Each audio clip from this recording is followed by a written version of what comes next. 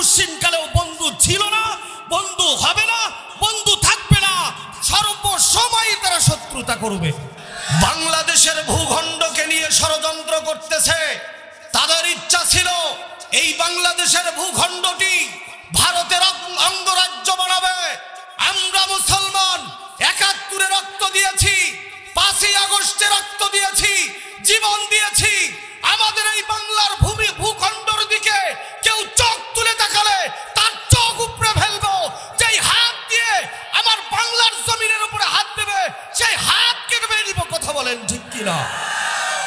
১৭ বছর মানুষ ভয়ের ভেতরে ছিল।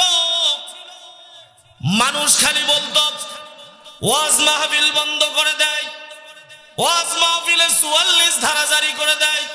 কিন্তু এখন তো সেই ১৭ বছর আর নাই, স্বৈরা শাসকও আর নাই। এখন তো ওয়াজ আর বন্ধও হয় না। তারপরেও আল্লাহর কিছু কিছু বান্দা কেন ওয়াজ শুনতে যায় না? যারা ওয়াজ শুনতে যাইতো না তারাই তখনও গল্প করত, এখন যারা যায় না তারাও এখনো গল্প করে। কথা বলেন ঠিক কিনা? ১৭ বছরের দোহাই দিয়েছি, কিন্তু এখন কোনো কাটা ভাড়া নাই, কোনো আটকানো নাই, কোনো বন্ধ নাই। এ মুসলমান আল্লাহর বান্দা, আল্লাহ তাবারক ওয়া তাআলার কাছে জবাব দিব কি? আমাদের ঈমান এত দুর্বল হয়ে গেছে, আল্লাহু আকবারের আওয়াজ আমাদের জবান থেকে বের হয় না। মনে হয় আমরা রমজান মাসের একটা মাস রোজা রেখেছি, শরীরটা দুর্বল হয়ে গেছে, ক্ষীণ হয়ে গেছে, আর আমরা আল্লাহু আকবার বলার সাহস পাচ্ছি না, শক্তি পাচ্ছি না, সামর্থ্য পাচ্ছি না। কথা বলেন ঠিক কিনা? আমরা মুসলমান, আমরা ইমানদারের জাতি, আমরা মুসলমানের জাতি, আমরা উমরের জাতি, আমরা আবু বকরের জাতি, আমরা খালেদ বিন ওয়ালিদের জাতি। মুসলমান, ইমানদার মুসলমান, সিংহের জাতি গর্জন দিবে। কাফের মুশরিক নাস্তিকদের কলিজার ভিতরে আঘাত লাগবে, কিন্তু সেই মুসলমান ঘুমিয়ে থাকার কারণে কাফের মুশরিকেরা মুসলমানদের কাঁধের উপরে চড়ে বসে আছে। কথা বলেন ঠিক কিনা? এমন করে যদি আমরা বসে থাকি, বেশি সময় নয়, আমাদেরকে নিঃশেষ করে দিবে, নিস্তেজ করে দিবে, নিশ্চিহ্ন করে দিবে। এখনো সময় আছে মুসলমান, আমাদের ঈমানকে মজবুত করতে হবে। নাস্তিকদের সামনে আমাদেরকে কঠিনভাবে দাঁড় হইতে হবে। কথা বলেন ঠিক কি?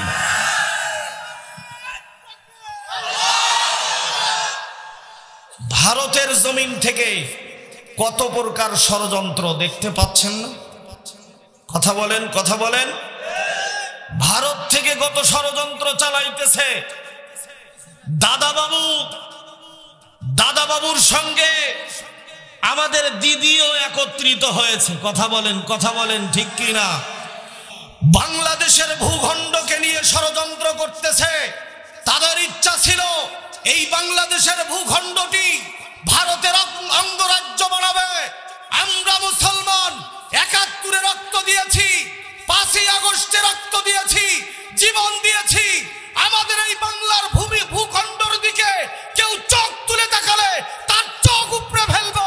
যেই হাত দিয়ে আমার বাংলার জমিনের উপরে হাত দেবে সেই হাত কেটে দিব। কথা বলেন ঠিক কিনা?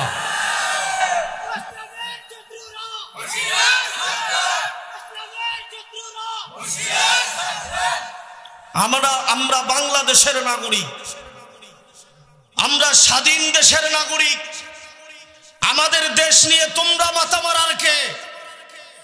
তোমরা ভারত রাষ্ট্র মাথা মারার কে? তোমাদেরকে এই তাবেদারি দেওয়া হয় নাই। আমার বাংলাদেশের ভূখণ্ড নিয়ে তোমরা ভারতে ষড়যন্ত্র করবে, আমরা বাংলাদেশের জনগণ এটা কুশ্চিনকালেও মেনে নেব না। কথা বলেন ঠিক কিনা? মনে করিও না আমরা দুর্বল, আমরা যদি খেপে যাই, কারণ আমরা ওমরের জাতি, আমরা খালেদ বিন ওয়ালিদের জাতি। আমরা চুপ আছি, চুপ থাকতে দাও। একবার যদি গর্জন ছেড়ে দেয়, তোমাদের তখতের রাজ, তোমাদের গদি পর্যন্ত উড়ে যাবে। কথা বলেন ঠিক কিনা?